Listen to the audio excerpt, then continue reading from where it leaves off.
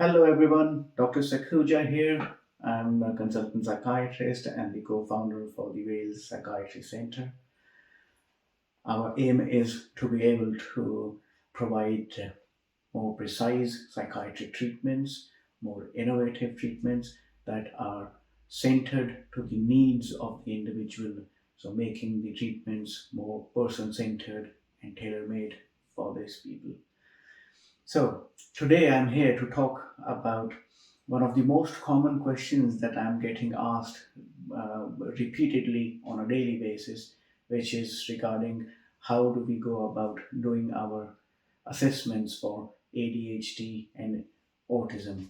So, this video is geared largely for ADHD, and I will do another video for autism subsequently.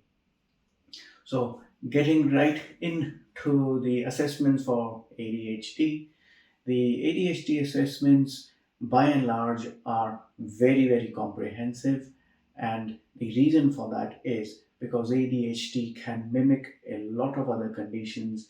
So, people may have inattention difficulties or symptoms of inattention, concentration difficulties, or fidgetiness, which can actually be because of a number of conditions. And just because someone has problems with inattention does not automatically mean that it is ADHD.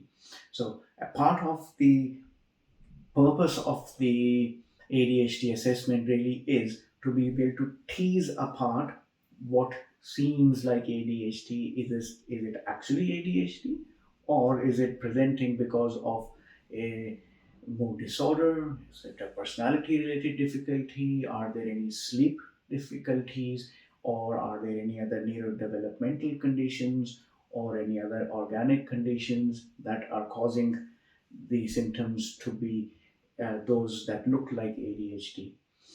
So, getting into the ADHD assessment proper, my assessments are generally based in two stages.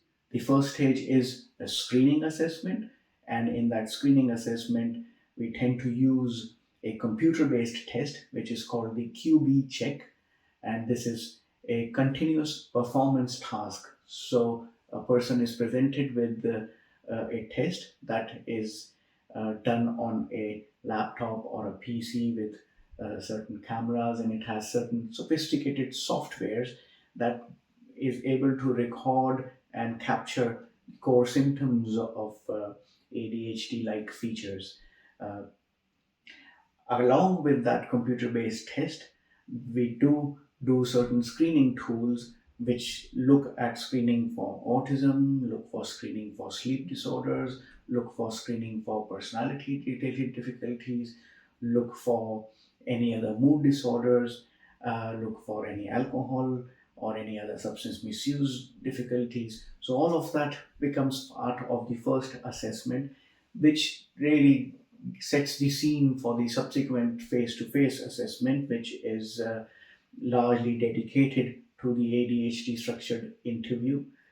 I tend to use what is called as the DEVA 5, and that is a structured interview that is recognized by NICE. And for most prescribing purposes, that is something that would be required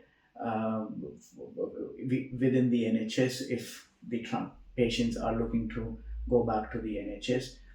Then the minimum thing that is required is a DEVA assessment along with the others that we do, so as to make sure that all the assessment pathways are acceptable for prescribing and treatment purposes. There are several other measures out there that different professionals are using, but we tend to stick with gold standard acceptable assessment interviews and tools.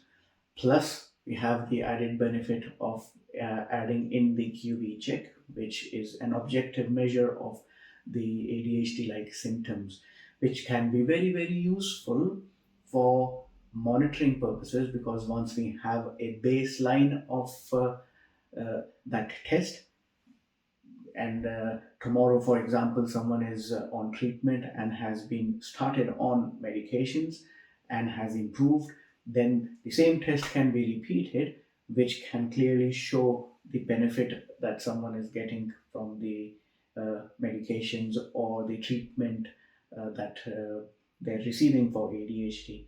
So that is a big advantage that we like to offer to all the patients. So the next question then that is asked about the assessment is the costs. And in the private health setting, costs is an important element. And whilst there are several um, online based clinics and clinicians and professionals who are doing ADHD work, we tend to prefer to do things face to face if possible.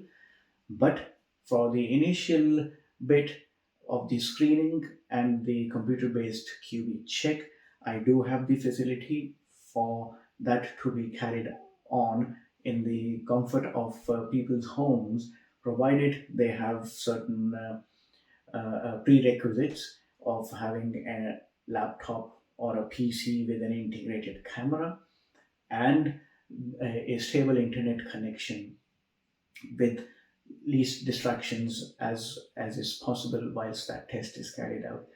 Ideally, I would like to see that happen in the clinic face to face. So we are now looking to get the stage one assessments done in clinic with the presence of trained nurses to finish off the first bit, and subsequently then I tend to see the patients myself to be able to carry out that comprehensive assessment. And for the costs, please hit the website and you will get the list of all the services that we offer with the different costs and the professional fee attached to it. So I will finish this video over here. See you next time in the next video on autism and its assessments. Thank you.